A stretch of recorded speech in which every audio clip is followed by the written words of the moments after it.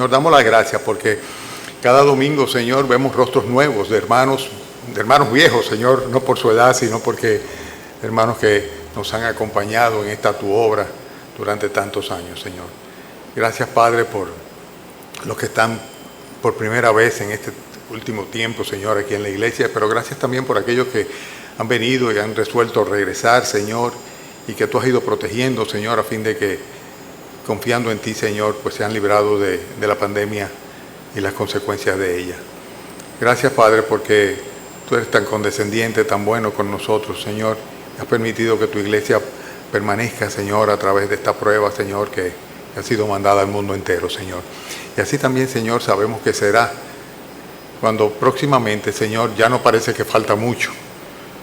Tú, Padre, de una vez por todas decidas venir a juzgar este mundo, pero antes nos librarás, Señor, arrebatándonos, Señor, con tu Hijo Jesucristo, Señor, en las nubes. Esperamos, Señor, ansioso ese momento, Padre, sobre todo en la medida que vemos, Padre, las señales cumpliéndose, Padre, y porque estamos completamente, absolutamente seguros, Señor, de que cada palabra tuya se cumple, Señor, y cada promesa tuya es en ti, sí, y en Jesucristo. Amén. Bendícenos ahora, Señor.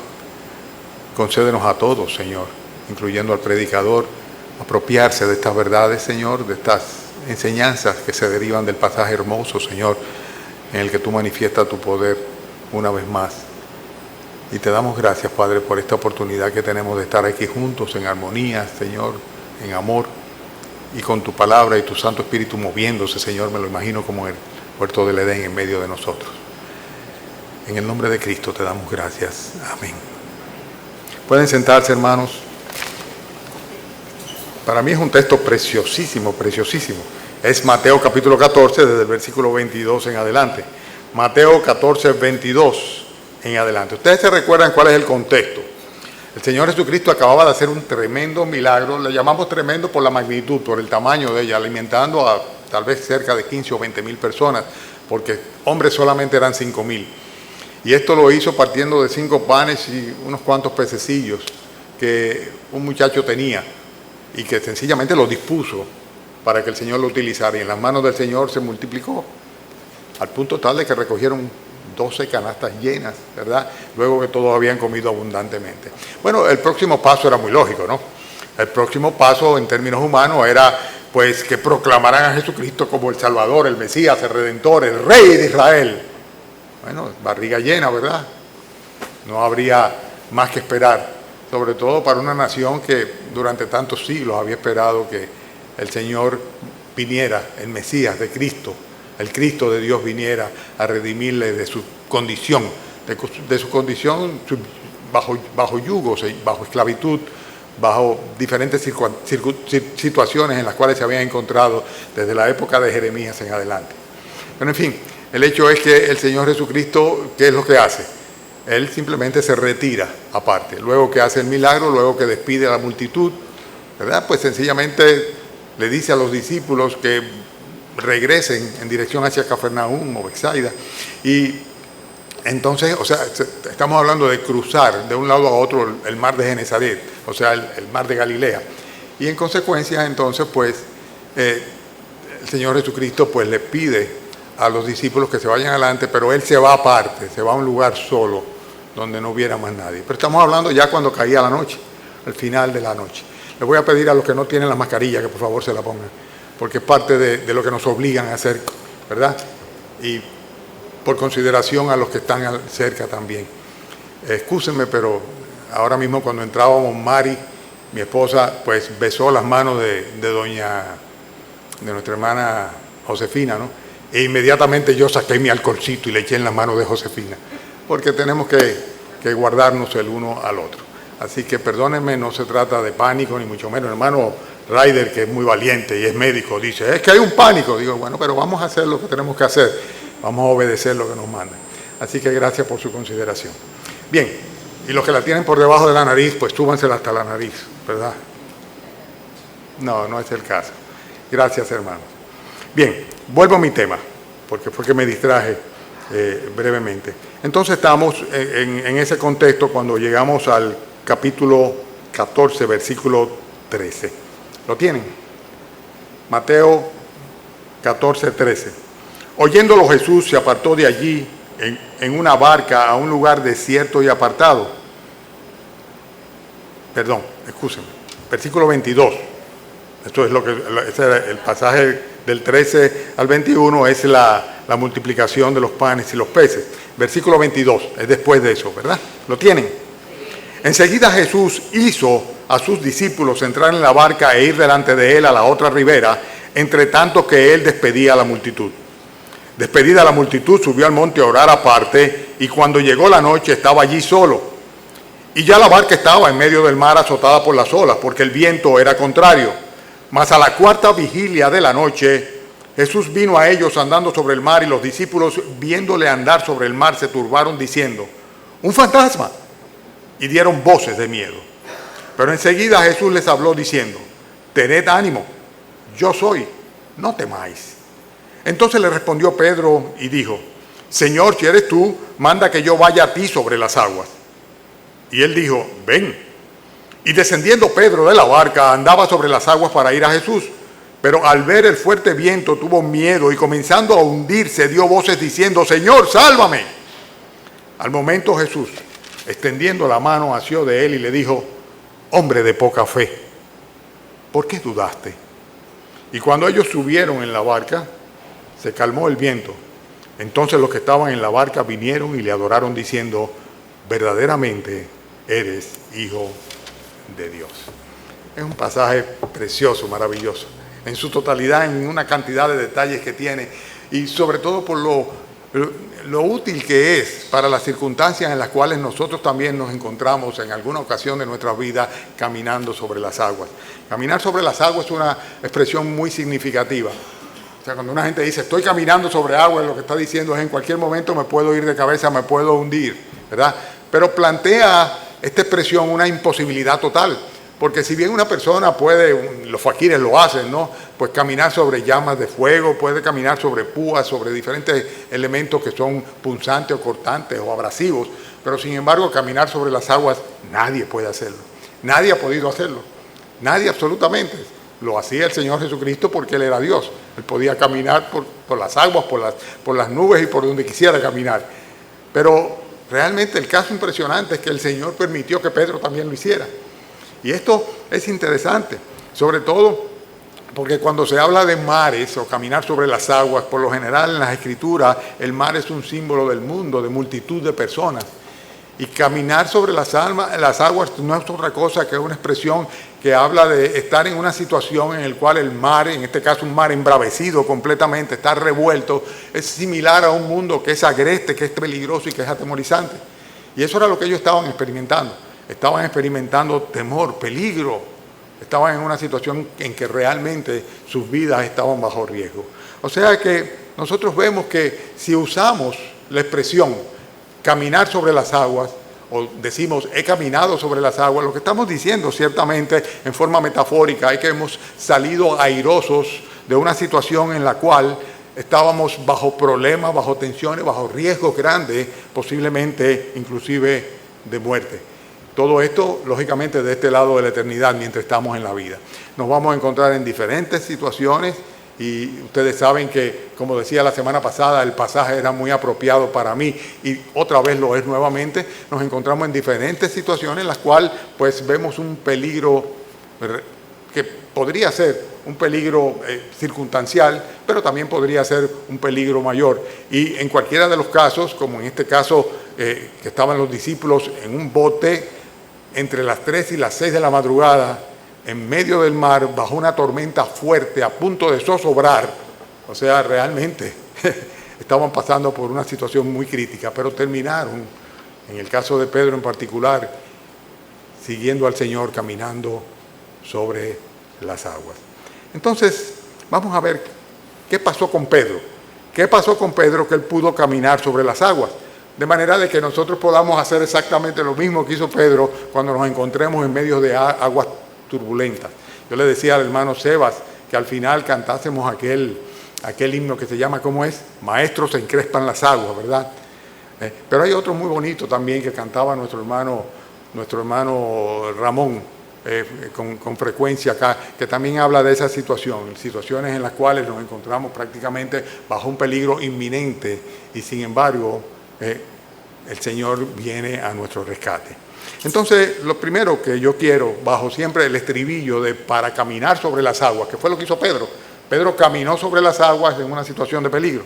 Y entonces, 10 veces yo voy a decir para caminar sobre las aguas, haciendo referencia a lo que sucedió en ese pasaje. ¿De acuerdo? Así que si queremos saber cómo caminar sobre las aguas o cómo en tiempos de dificultad, de riesgo, de peligro, de temor, de ansiedad, poder seguir adelante y salir airosos, pues vamos a ver qué hay que hacer. Lo primero que veo en los versículos 22 y 23 es que es necesario ser dóciles a la guianza de nuestro Señor Jesucristo. Llama la atención lo que dice el versículo 22, que dice que el Señor Jesucristo subió al monte de nuevo para quedarse solo a final de la tarde, luego de un día agotador. Imagínense ustedes atendiendo a 20,000 personas, y dice que enseguida Jesús hizo a sus discípulos entrar en la barca e ir delante de él a la otra ribera. Entre tanto que él despedía a la multitud, y despedida a la multitud, subió al monte a orar aparte. Cuando llegó la noche estaba allí solo. Bueno, yo me imagino, ¿verdad?, que la lógica y el amor que tenían los discípulos hacia su Señor habría de hacerle reaccionar diciendo, no, pero no lo podemos dejar aquí solo. O sea, no podemos dejar al Señor solo, peor luego de todo este día. Pero sin embargo, es interesante la expresión acá, porque la expresión de que el Señor Jesús hizo a sus discípulos entrar en la barca, hace referencia a que los obligó. O sea, evidentemente ellos deben haber puesto algún tipo de resistencia originalmente, decir, no Señor, te esperamos, nos vamos juntos todos, no te vamos a dejar botado aquí, ¿verdad? Pero sin embargo el Señor los constriñó, los obligó, ¿verdad?, a que hicieran esto, que no parecía en absoluto algo que ellos podían desear, pero que sencillamente ellos decidieron pues ser obedientes a lo que el Señor Jesucristo le estaba diciendo. Y yo creo, sin lugar a duda, y nunca me gusta decir yo creo, ¿verdad?, sino que entiendo que las Escrituras nos enseñan acá que los discípulos estaban en la barca no por motus propios, sino simplemente porque el Señor les dijo, váyanse. O sea, cojan la barca y crucen del otro lado.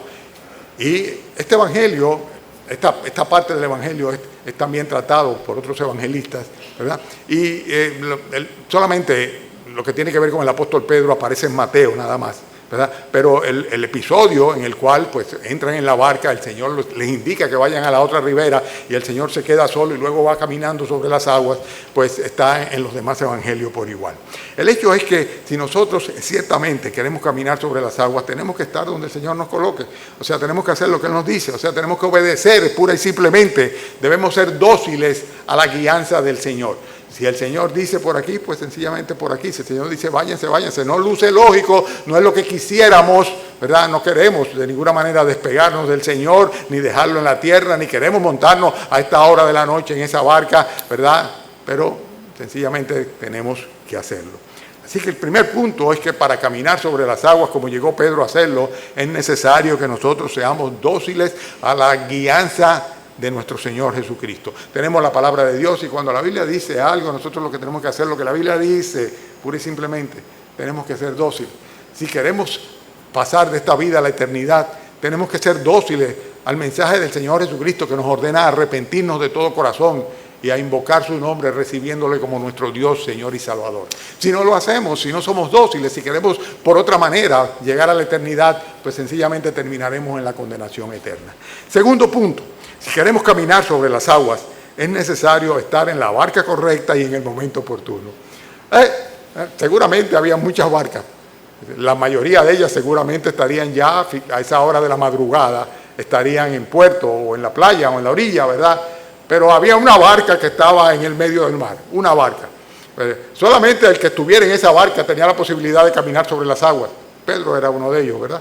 Pero había que estar en esa barca necesariamente. Si alguno de los discípulos hubiera dicho, no, yo no me voy, yo me quedo aquí contigo, Señor, porque yo te amo mucho y porque yo no quiero abandonarte y porque definitivamente yo no quiero saber de agua y mucho menos de noche, ¿verdad?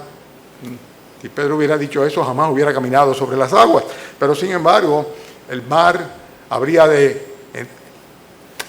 ser azotado, ¿verdad?, por una tempestad, y dice acá claramente que vendría una brisa de contraviento y que, dice el versículo 25, a la cuarta vigilia de la noche, dice, Jesús vino el versículo 24, y ya la barca estaba en el medio del mar, azotada por las olas, porque el viento le era contrario. O sea que, si tú quieres caminar sobre las aguas, si tú quieres, ciertamente, si tú quieres, como yo quiero también, salir airoso de estas pruebas que vienen sobre la vida, tenemos que estar donde el Señor nos coloca y en el momento en que el Señor lo desea. O sea, tenemos que ser dóciles a su guianza, obedecer y en segundo lugar, estar en ese lugar. Si no, no hubieran podido de ninguna manera experimentar la victoria y el testimonio de cómo el Señor permitió que Pedro caminara sobre las aguas. Tercer punto, voy a caminar rápido. Si nosotros queremos caminar sobre las aguas, necesitamos que el Señor Jesucristo venga hasta nosotros. Ellos estaban ahogándose, ciertamente. Dice el versículo 25, a la cuarta vigilia de la noche vino Jesús a ellos andando sobre el mar. Ya la situación estaba creada, ya el peligro existía, ya la tempestad se había levantado, ya ellos estaban en la barca, ya estaban a punto de ahogarse, de zozobrar. O sea, no había mucha esperanza, lo que había era un pánico tremendo. Y no podían hacer nada absolutamente, estaban a la merced de los vientos. Pero el Señor Jesucristo vino a ellos y eso hace toda la diferencia. Porque es en Jesucristo, solamente en Jesucristo, en donde radica todo el poder sobrenatural que no es común de ninguna manera al ser humano. Ahí no se trataba de buscar un buen capitán, ni de que remaran de una manera, ni que arriaran velas, ni que hicieran nada. Simplemente no podían hacer nada, estaban a la merced del viento, a punto de zozobrar. Pero entonces, en ese momento, dice, Jesús vino andando sobre el mar. El Señor viene manifestando su poder, su dominio. Lo que ningún hombre puede hacer, Dios sí puede hacerlo. El Todopoderoso, el que tiene el poder sobrenatural de hacer que las cosas que no sean vengan a ser como si fuesen siempre, es precisamente el Señor. Y aquí ahí tenemos una enseñanza muy práctica. Porque dice la Escritura que así como la vid y los pámpanos, dice, nosotros separados del Señor nada podemos hacer. Ellos, si el Señor no hubiera llegado a su encuentro, absolutamente no hubieran podido hacer nada. Por eso podemos imaginarnos el cuadro de estos 12 discípulos asustados, pensando en que habían dejado al Señor allá y que ahora ellos sin el Señor no tenían ningún tipo de salida. Pero la pregunta es la siguiente. Cuando el Señor les dijo, crucen a la otra ribera, ¿el Señor no sabía que venía una tempestad? ¿El Señor no lo sabía? ¿El Señor no sabía la circunstancia, la coyuntura por la cual ellos iban a tener que pasar el pánico y el riesgo sobre sus vidas? Sabemos que sí, sabemos que lo sabía. ¿Y cuándo acude el Señor? Cuando Él sabe que es oportuno acudir. En el momento en el cual Él lo decidió, Él bajó de la montaña, luego que estuvo en comunión íntima con el Padre, orando, y vino y comenzó a caminar sobre las aguas, y no le sobrepasó a la barca, porque precisamente venía al encuentro de sus discípulos. Si queremos caminar sobre las aguas, no solamente debemos ser dóciles a la instrucción del Señor Jesucristo, y si dice vayan, ir, móntate, vete, haz, no hagas, sino que además de esto hay que estar en el lugar correcto y en el momento correcto u oportuno. Pero sin lugar a dudas que vamos a necesitar que el Señor venga a nuestro rescate. Cuando estamos en riesgo, en peligro, cuando estamos a punto de hundirnos, ¿verdad? Cuando estamos en una situación estresante, de riesgo, pues el Señor acude a nosotros. Él sabía lo que estaban pasando los discípulos y Él acudió en el momento exacto. Y si no hubieran acudido, hubieran perecido. ¿Por qué?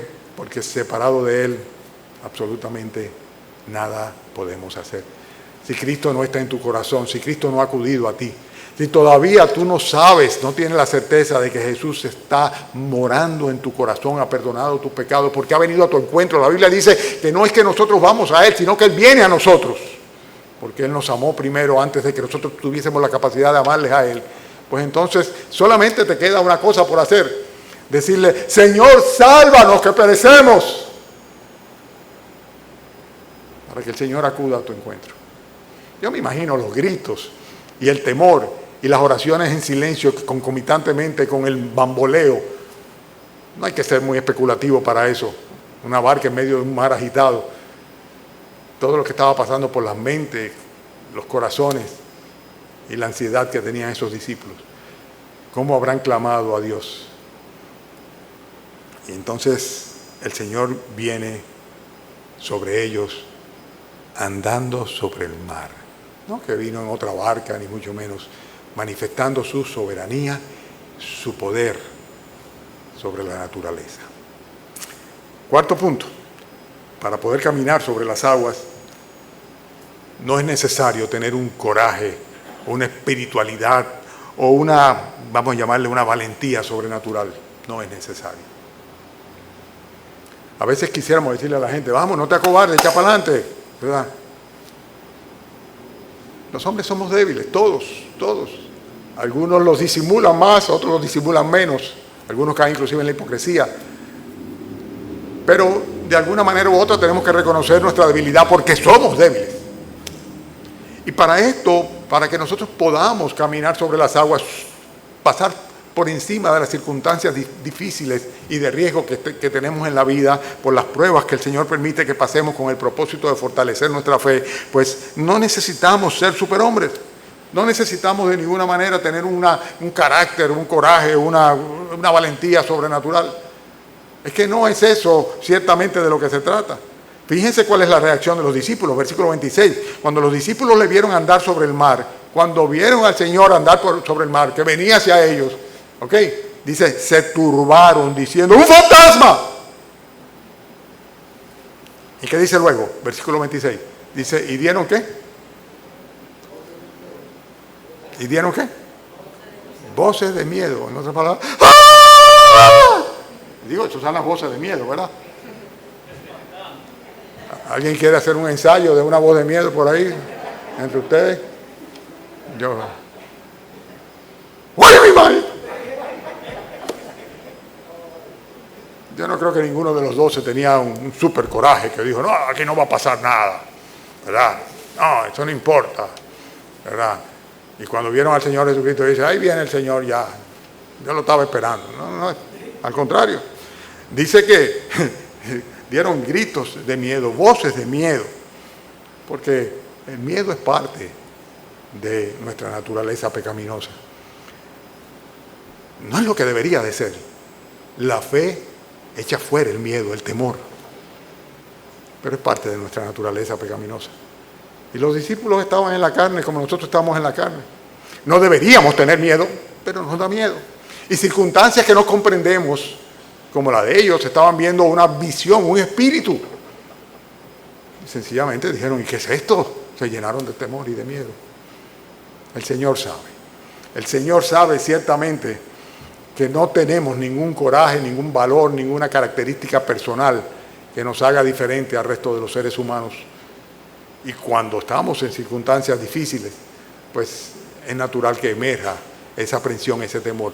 Pero lo que no podemos de ninguna manera es perder la perspectiva de que hay un Dios que es quien realmente está viniendo a nuestro encuentro y quien puede sacarnos de esas circunstancias. Pero para eso, si queremos caminar sobre las aguas, es necesario estar acostumbrado a identificar la voz del Señor. Ahí es que está la contraparte del miedo. Ahí es que está la contraparte del miedo. Versículo 27. Dice que inmediatamente ellos entraron en pánico. Dice, dieron voces de miedo, dice el versículo 27. Pero enseguida, inmediatamente, el Señor les habló diciendo, tened ánimo, yo soy, no temáis. Bueno, evidentemente ellos reconocieron la voz del Señor. Evidentemente reconocieron la voz del Señor. Tal vez, si no se hubiera tratado de sus discípulos y hubiera sido otra persona, hubiera dicho, están llegando un demonio por ahí. Alguien que ha subido entre los muertos. Es un espíritu, es un fantasma. Todo esto podía venir a su mente hasta que el Señor habló. Cuando el Señor habló, eso hizo la gran diferencia. El Señor habló, sus voces de miedo desaparecieron y el Señor lo que les dijo fue: tened ánimo, yo soy, no temáis. Y algunos hacen referencia a que este yo soy tiene que ver con el Yahvé, de yo soy el que soy. Pero sea como sea, el hecho es que los discípulos identificaron la voz del Señor. Identificaron la voz del Señor, ¿por qué? Porque estaban acostumbrados a escuchar la voz del Señor. Y sin lugar a dudas, hermanos, que cuando estamos en situaciones de peligro, cuando estamos caminando sobre aguas turbulentas, ¿verdad? Cuando estamos en medio de situaciones que realmente nos producen una gran aprensión y un gran temor, pues escuchar al Señor puede hacer toda la diferencia. A veces cuando vienen a nuestras mentes esos versículos bíblicos que dice: estad quietos, conoced que yo soy Dios. Aquellos versículos que dice: por nada estéis afanosos. Aquella vez que la palabra del Señor nos indica una cosa y otra cosa y otra vez y otra vez, que debemos confiar y esperar en Él, porque Él está presente, Él está llegando, si es que ya no está ahí. El oportuno socorro del Señor. Identificar esa voz ciertamente trae una gran paz al corazón. Tened ánimo, de temor, de miedo, de desasosiego, de peligro. Dice: para adelante, tengan ánimo, yo soy, no temáis. Eso hace toda la diferencia. Pero ¿saben qué? Hay que identificar la voz del Señor, y solamente lo puede hacer aquel que está acostumbrado a escucharle. Los discípulos no tenían problema, ya tenían un tiempecito andando con el Señor y oyéndole predicar y enseñar, etcétera, etcétera. O sea que inmediatamente ya ellos sabían que no era un fantasma, no era una visión, no era un espíritu maligno, no era un demonio, sino que era el Señor. Y esto realmente hace la gran diferencia, porque para caminar sobre las aguas, ¿verdad?, es muy importante que nosotros estemos acostumbrados a escuchar, identificar, recibir, percibir y apropiarnos de la palabra de Dios. Qué importante es memorizar las Escrituras. Yo recuerdo que en los primeros años de creyentes, en la escuela dominical, le enseñábamos a los niños a aprender las Escrituras, a recitarlas. Y se paraban delante. Había un tiempo que era en el cual parte del culto era venir los niños de un día a uno, otro día a otro, de diferentes cursos de escuela dominical, y recitaban las Escrituras. En nuestra casa se crió una muchacha que era capaz de tomar un capítulo completo, por ejemplo, 1 Corintios 5, y te lo recitaba, que tú podías seguirla con la Biblia. Aprender las Escrituras, retenerlas, de manera que cuando el Señor te diga: ¡hey! Estad quieto, tened ánimo, soy yo, no temáis, tú digas: sí, es el Señor. Gracias, Señor, gracias por hablarme. Si queremos caminar sobre las aguas, hay otra cosa que debemos también hacer, y que hizo Pedro, y es probar al Señor, pero nunca tentándole. Traten de seguirme, que es importante. No hay nada malo en pedirle al Señor una prueba. No, ¿por qué? ¿Por qué no? Estábamos hablando de Gedeón. Pidió 2 veces la prueba, al derecho y al revés. Pero ¿estaba dispuesto Gedeón a obedecer lo que el Señor le mostrara a través de la prueba? Él es uno de los que se menciona en Hebreos 11 como de la galería de la fe, de los hombres de fe. Y realmente la gran diferencia entre tentar al Señor está en que cuando nosotros le prometemos algo y no tenemos la intención de cumplirlo, entonces lo que estamos es tentándole. ¿Para qué le preguntamos si no vamos a hacer lo que dice? Si no vamos a creer lo que promete.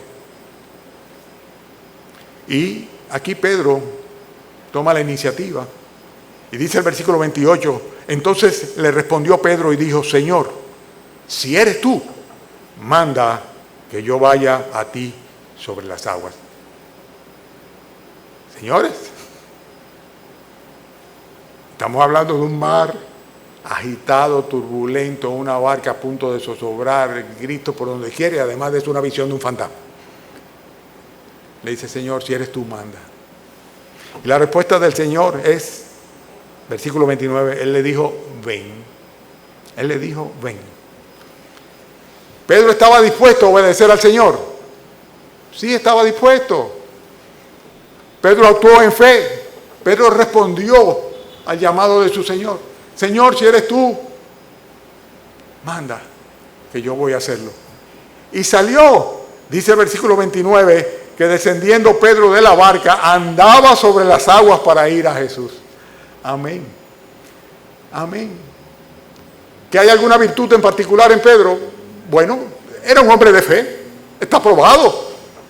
Cuando le cuestionó al Señor Jesucristo y le dijo, Señor, si eres tú, manda que yo vaya a... Estaba tentando a Dios. No. Estaba tratando de confirmar ciertamente que era su Señor que había llegado a su rescate. Pero estaba dispuesto a obedecer. Porque en esa situación, sacar un pie fuera de la barca era muerte segura, ¿verdad? Sin embargo, Pedro caminó sobre las aguas. Pedro caminó sobre las aguas. Eso implica necesariamente que él estaba dispuesto a obedecerle, aun cuando lo que el Señor ordenara pareciera algo completamente absurdo.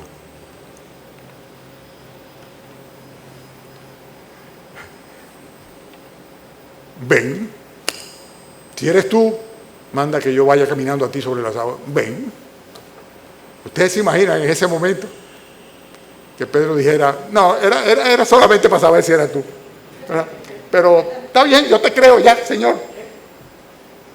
No, simplemente comenzó a caminar sobre las aguas. Caminó sobre las aguas, ¿por qué? Porque estaba dispuesto a obedecer absolutamente lo que Dios le dijera, independientemente de lo absurdo que pareciera. Y eso es fe, absolutamente fe. Descendiendo Pedro hablaba sobre las aguas. Y lo que es imposible, lo que es irracional, lo que es inexplicable, es precisamente en aquello en lo que el Señor Jesucristo es un especialista. Aquello que no es lógico, no es racional y no es explicable, esa es su especialidad. No hay nada imposible para Dios.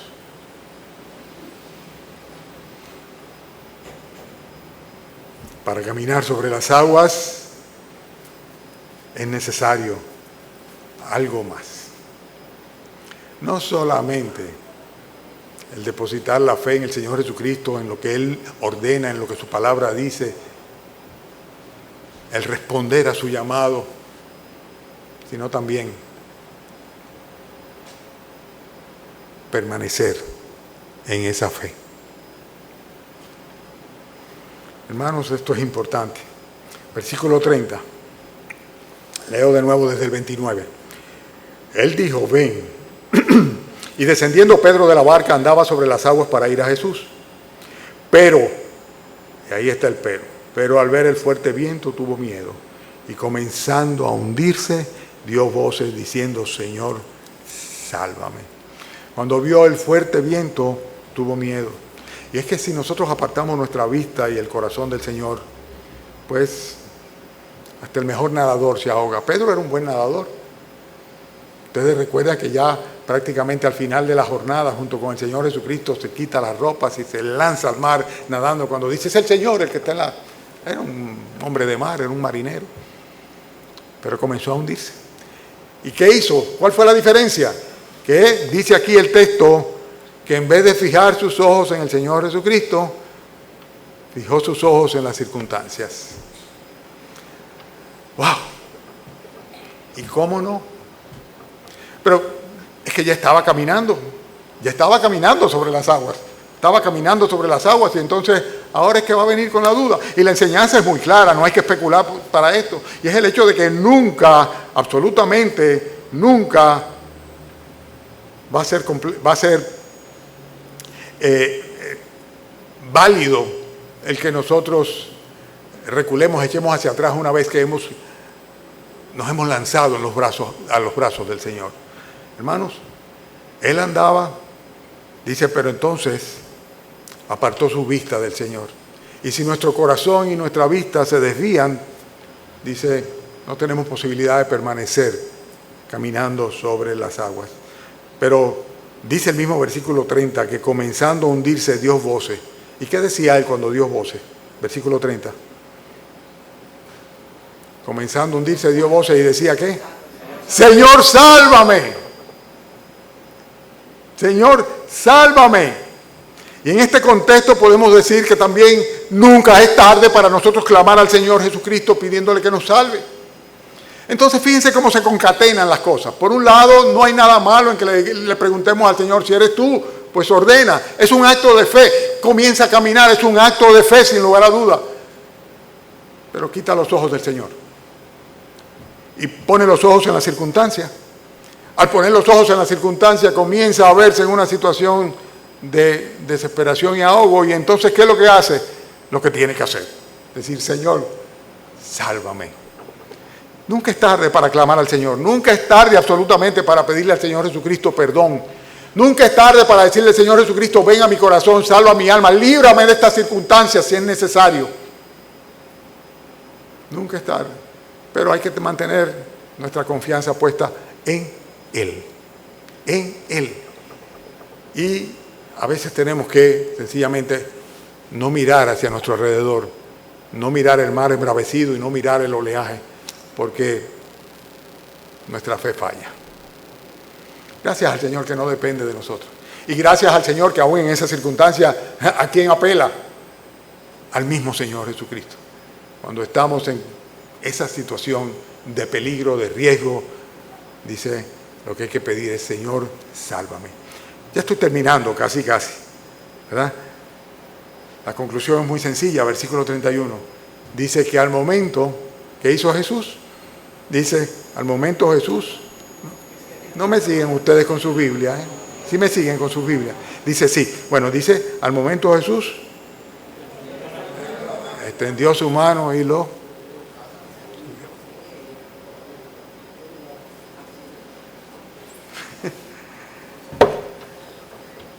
Cuando tú te sientes así como Pedro, que en un momento dado tu fe falla, tus fuerzas flaquean, el peligro es inminente, lo que hay que hacer es decir, Señor, líbrame, Señor, sálvame. Al momento extendió su mano, asió de él y le sacó. Señor, sálvame. Clama a Jesucristo. Clama a Jesucristo, dile, Señor, sálvame, Señor, libérame de este mar embravecido. Señor, guárdame. ¿Has pedido tú alguna vez al Señor por la salvación de tu alma? El mayor riesgo que tenemos es que vivimos en un mar de pecado y de muerte y de condenación. Y que en cualquier momento no nos queda de otra que sencillamente fenecer, enterrado, sepultado por las aguas bravías del pecado.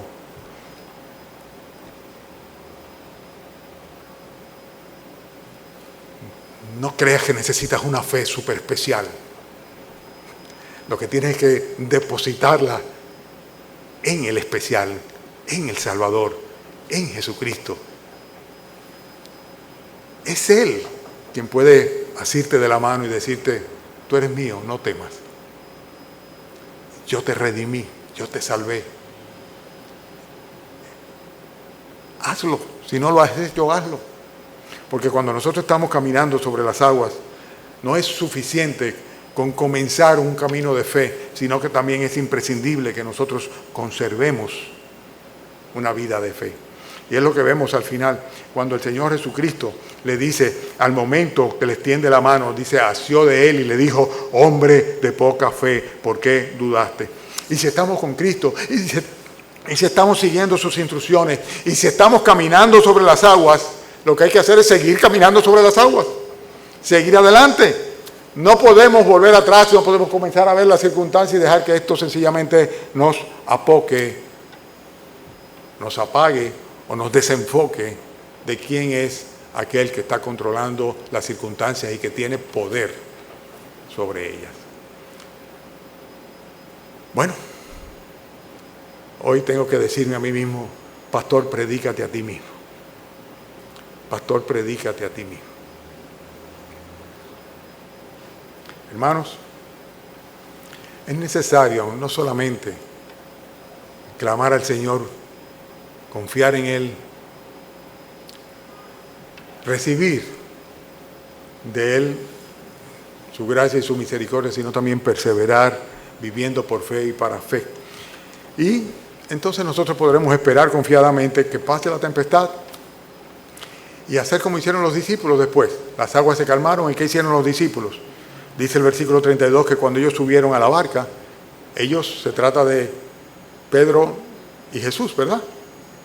Dice, se calmó el viento. ¿Cuándo se calmó? Cuando el Señor decidió, cuando el Señor dijo ya, cuando Él llegó.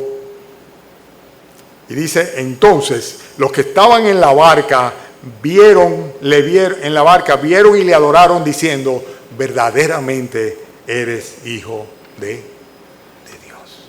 Entonces podremos nosotros, ¿verdad?, adorarle al Señor, adorar al Señor por sus gracias y su misericordia.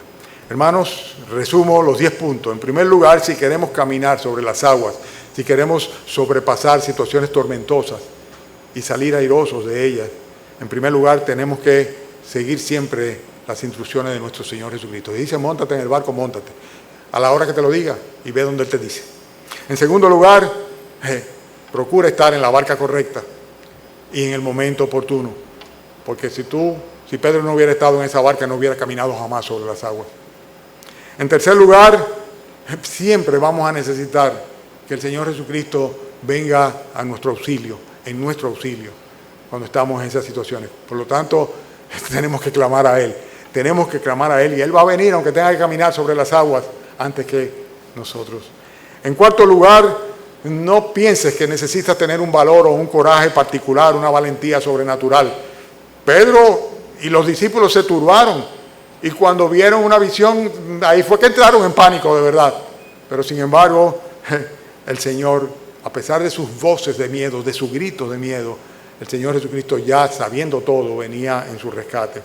En quinto lugar, si queremos caminar sobre las aguas, debemos estar acostumbrados a escuchar, discernir, diferenciar la voz de nuestro Señor. Y esto es sencillamente ¿con qué? Con la comunión con Él, con el hábito de escucharle.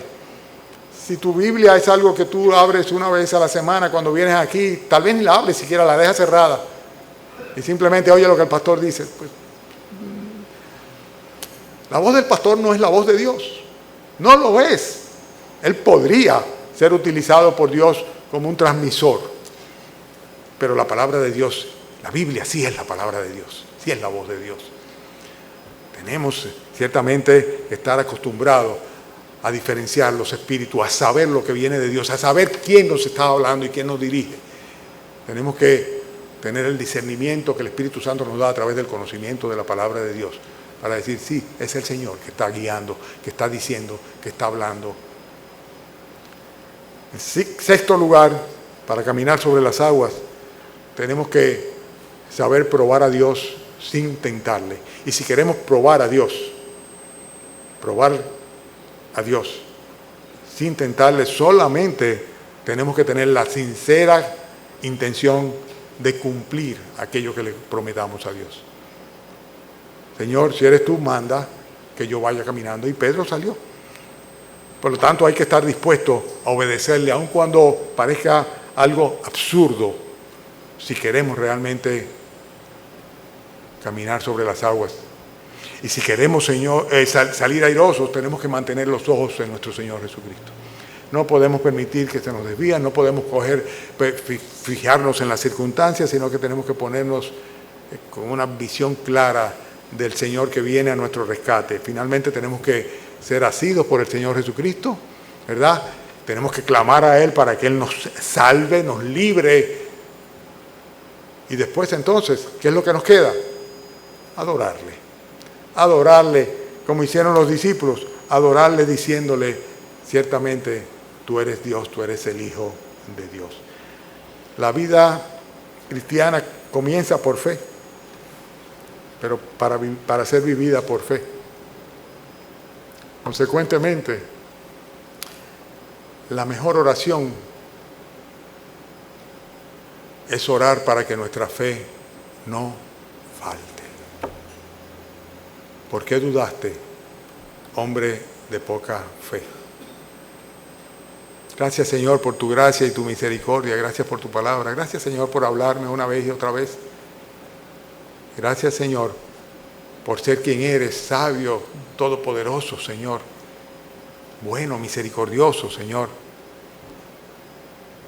Oh, gracias, Padre, porque tú eres el Dios que salva.